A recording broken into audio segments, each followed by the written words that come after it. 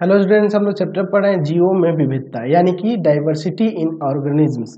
और आज की क्लास में हम लोग बात करेंगे पादप जगत यानी जगत प्लांटी के बारे में। जगत प्लांटी या फिर आप पादप जगत भी लिख सकते हैं। पादप जगत है ना। Kingdom kingdom Plantae. ठीक है, तो चलिए देखते हैं पादप जगत यानी किंगडम प्लांटी के बारे में। पिछले वीडियो में हमने देखा कि जगत प्लांटी में वैसे जीवों को रखा गया है जो यूकैरियोटिक, प्रकाश संश्लेषी और बहुकोशिकीय कोशिका भित्ति वाले होते हैं। यानी कि इसमें सभी जलीय और स्थलीय पौधों को शामिल किया गया है। ठीक है, सभी जलीय और स्थलीय जो प्रकाश संश्लेषण क्रिया द्वारा अपना भोजन बनाते हैं वैसे पौधों को जगत प्लांटी में रखा गया है। अब इस जगत के जीवों को, इस जगत के जीवों के अंदर भी हम लोग वर्गीकरण करेंगे। अब इस जगत प्लांटी में और अगर हम लोग बात करें जल और स्थल पे रहने वाले पेड़ पौधों की, तो जल और स्थल में रहने वाले पेड़ पौधे ऐसे लाखों की संख्या में होंगे, तो जाहिर सी बात है इनका भी वर्गीकरण करना जरूरी है। तो इनका वर्गीकरण हम लोग उनके शरीर के आधार पर करेंगे कि उनका शरीर कितना विकसित है ना। वो कह सकते हैं कि उनमें उनका शरीर जड़, तना, पत्ती में विभेदित हो रहा है कि नहीं हो रहा है, उनमें संवहन उत्तक पाए जाते हैं कि नहीं, यानी कि जो जल और खनिज लवण का संवहन करते हैं, है ना, भोजन का पदार्थ का इधर से उधर भेजते हैं, यानी कि जाइलम और फ्लोएम पाए जाते हैं कि नहीं, संवहन उत्तक वही ना होंगे जी, वो पाए जाते हैं कि नहीं। ठीक है, साथ ही साथ इनकी ये पौधे कितने विकसित है कि उनके फलों के अंदर बीज पाया जाता है कि नहीं, है ना। बीज होता है कि बीज नहीं होता है, बीज होता भी है तो एक बीज पत्र होता है कि उसमें दो भाग में उसका बीज बटा होता है। ऐसे हम लोग उनके कई प्रकार से देखकर, उनके कई रचनाओं को देखकर हम लोग उनका वर्गीकरण करते हैं। ठीक है, तो जगत प्लांटी की बात करें तो हम लोग इसमें थोड़ा सा ये लिख सकते हैं, मैंने जो अभी बताया आपको, मैं यहाँ पे लिख सकता हूं कि पौधों का वर्गीकरण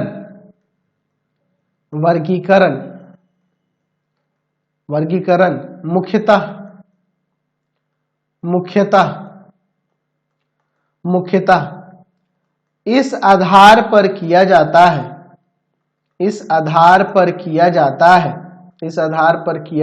है कि उनका शरीर कितना विकसित है। जो सरल पौधे होंगे, सरल पौधों में उनमें जड़, तना और पत्तियां ऐसे विभेदित नहीं रहती हैं, वो सिंपल होते हैं, सूक्ष्म होते हैं। ठीक है, जैसे आप शैवाल वगैरह देखोगे, जड़, तना तथा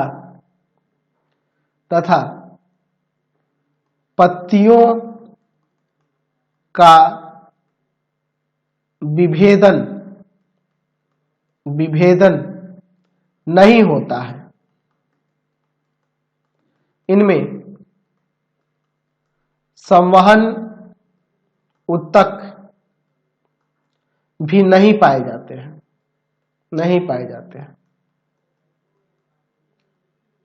और जो विकसित रहते हैं, विकसित पौधों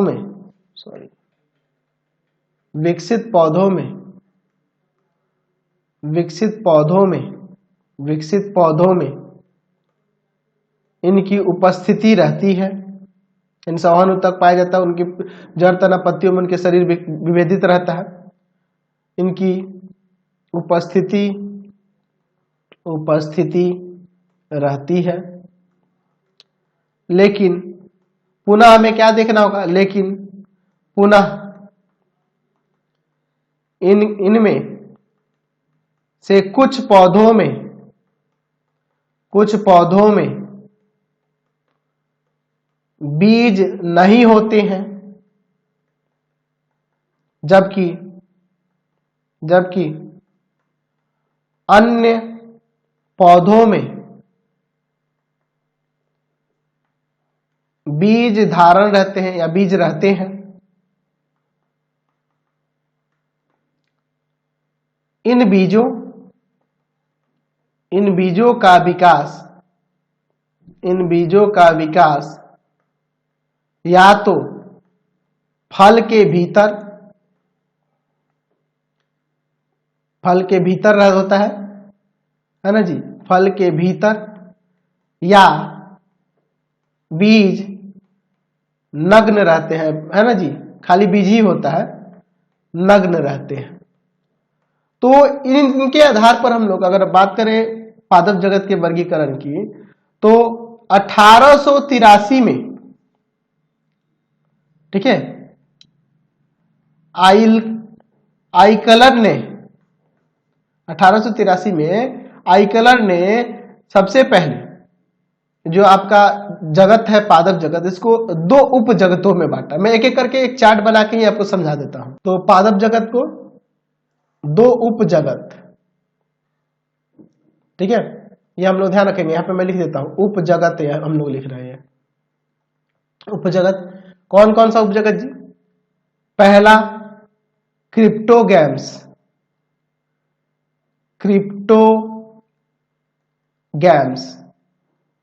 और दूसरा फेनरोगैम्स। ये पादप जगत के 2 उप जगत हैं, ठीक है।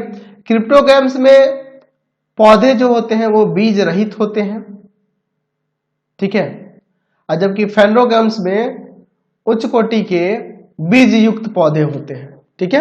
यानी कि ये बीज इसमें नहीं रहते हैं, कह सकते हैं कि अबीजी होते हैं, इनमें बीज नहीं पाया जाता। शॉर्ट में समझाने के लिए मैं लिख देता हूं, और ये बीज युक्त होते हैं, ठीक है। तो देखो, तो पहला बीज के हिसाब से इन्होंने डिवीजन कर दिया आइकलर ने, ठीक है।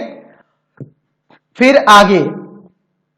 आगे अगर हम लोग बात करेंगे क्रिप्टोगैम्स वाले समूह की, तो क्रिप्टोगैम्स में वास्तविक जड़, तना, पत्ती नहीं रहता है, ठीक है। जबकि इसमें फेनोगैम्स में सभी चीजें रहती हैं। इसमें संवहन तंत्र भी नहीं रहता है, संवहन तंत्र या संवहन उत्तक भी नहीं मौजूद होगा। संवहन तंत्र नहीं होगा यानी संवहन उत्तक नहीं रहता है, यानी कि संवहन जब तंत्र नहीं है तो उत्तक तो नहीं ही रहेगा, उत्तक ही ना तंत्र का निर्माण करता है आगे चल के। लेकिन यही फेनोगैम्स में होता है, ठीक है। अब जो क्रिप्टोगैम्स है, ये उप जगत जो क्रिप्टोगैम्स देख रहे हैं, इस उप जगत को 3 संघों में बांटा गया है। इस उप जगत को 3 संघों में बांटा गया है। कौन कौन सा संघ होगा? इसके बाद देखिए उप जगत को किस में बांट दिया गया, मैं यहां लिख देता हूं, लिखते जाता हूं, ठीक है। अब संघ में बांटेंगे, मैंने पहले ही बताया था शुरू में ही आपको। तो 3 संघ, कौन कौन से संघ हो जाएंगे जी? तीनों के मैं यहां पे नाम बता देता हूं, ठीक है। थैलोफाइटा,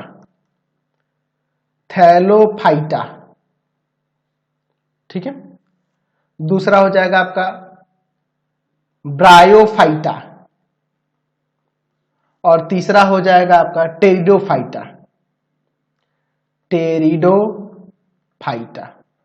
ठीक है। तो ये 3 संघ हो गए इसके, ठीक है।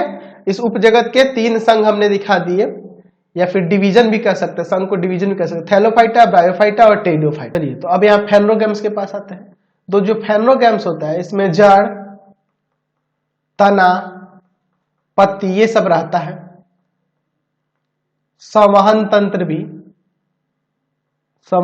तंत्र ये सब उपस्थित रहते हैं, ठीक है। ये सभी चीज उपस्थित रहते हैं। ये उच्च कोटि के पेड़ पौधे ना हो जाएंगे। तो ये जो आप देख रहे हैं फेनोगैम्स को 2 भागों में बांटा गया है, यानी कि 2 संघ इसके हो जाएंगे, 2 संघ हो जाएंगे। कौन कौन से संघ हो जाएंगे जी? 2 संघ हो जाएगा, जिम्नोस्पर्म और एंजियोस्पर्म। जिम्नोस्पर्म और दूसरा यहां हो जाएगा एंजियोस्पर्म, एंजियोस्पर्म, ठीक है, एंजियोस्पर्म, ठीक है। अब ये संघ के बाद वर्ग आता है ना जी। तो अगर हम लोग बात करेंगे थैलोफाइटा के, तो थैलोफाइटा को दो वर्ग में, थैलोफाइटा को यहाँ पे हम लोग दो वर्ग में बांट देंगे। अब यहाँ पे हम लोग वर्ग की बात कर रहे हैं, ठीक है।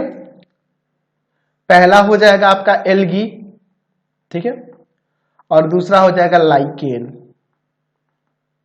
ठीक है। अच्छा, अब ब्रायोफाइटा की बात करें तो ब्रायोफाइटा का एक ही यहाँ पे हम लोग देखेंगे इसको, इसमें एग्जाम्पल आप देख सकते हैं, ठीक है। जितने भी इसमें आप कह सकते हैं कि जितने भी आपके इसमें आपके जितने प्रकार के आपके मॉस होते हैं, है ना, आपके कह सकते हैं कि रिक्सिया जो होती हैं, रिक्सिया ये पौधे के मैंने प्रकार आपको बताया है, ठीक है ना जी। चलिए ये आ जाएंगे। टेडोफाइटा में आपका फर्न वगैरह जो होता है वो सब आ जाएंगे। अच्छा, जिम्नोस्पर्म ये जो नग्न बीजी होते हैं, है ना जी, नग्न बीजी जो होते हैं, जो यानी कि जो कहने का मतलब सिर्फ बीज ही होते हैं, इसमें नग्न बीजी रहते हैं, इसमें सिर्फ बीज होते हैं, फल वगैरह नहीं होता है, ठीक है। और एंजियोस्पर्म की अगर बात करेंगे यहाँ पे एंजियोस्पर्म की, तो एंजियोस्पर्म दो प्रकार से हो सकता है, इसके दो वर्ग हो सकते हैं, एंजियोस्पर्म के दो वर्ग। एक हो जाएगा एक बीजपत्री वाला, एक बीजपत्री जिसमें आप देखो ना, आप देखो एक बीजपत्री और दो बीजपत्री में आपको पता है, जैसे धान देखो एक बीजपत्री होता है, वही आप चना देखो द्विबीजपत्री होता है, उसका बीज जो देखोगे दो भागों में बट जाता है और धान का एक ही भाग बनाता है ना जी। तो इस तरह से इसको दो वर्ग में विभाजित कर सकते हैं, द्विबीज पत्री। तो एक एक करके हम लोग सबके बारे में एक बार पहले थैलोफाइटा, थैलोफाइटा में फिर एल्गी लाइकेन देखेंगे, ब्रायोफाइटा को देखेंगे, टेडोफाइटा देखेंगे, जिम्नोस्पर्म देखेंगे, एंजियोस्पर्म में एक बीजपत्री और द्विबीजपत्री, इन सबके बारे में हम लोग एक एक करके सबके बारे में अध्ययन करेंगे। तो समझ में आ गया किस तरह से जंतु जगत को हम लोग पादप जगत को किस तरह से हमने विभाजित किया, विभेदित किया, और एक एक करके इन सबके संघ के उप जगतों के, जगत से उप जगत, जगत से संघ देखें और उन सभी संघों के बारे में एक करके पढ़ेंगे हम लोग डिटेल में। तो फिलहाल आज की क्लास में इतना ही, नेक्स्ट वीडियो में आगे देखेंगे। आपको हमारे 3 चैनलों को सब्सक्राइब करना होगा। पहला है पाथ फाइंडर क्लासेस छपरा, दूसरा है आपके पास भारती भवन रविकांत सर, और तीसरा चैनल है Ravikant sir RD Sharma solution. तीनों चैनल को सब्सक्राइब कर लेंगे। इससे रिलेटेड वीडियो के लिए सीधे डिस्क्रिप्शन में जाएंगे, इससे रिलेटेड नोट्स के लिए गूगल पे जाकर सर्च करेंगे www.ravikantsir.in, और यहाँ जाकर आप सभी क्लासेस के नोट्स, उनके पीडीएफ को डाउनलोड कर सकते हैं, पढ़ सकते हैं। इंस्टाग्राम और फेसबुक पे जाकर पाथफाइंडर क्लासेस छपरा को लाइक एंड फॉलो करना नहीं भूलेंगे। Thanks for watching the video. Comment करके जरूर बताएं कि हमारे चैनल की वीडियोस आप सभी को कैसे लगते हैं। Thanks for watching.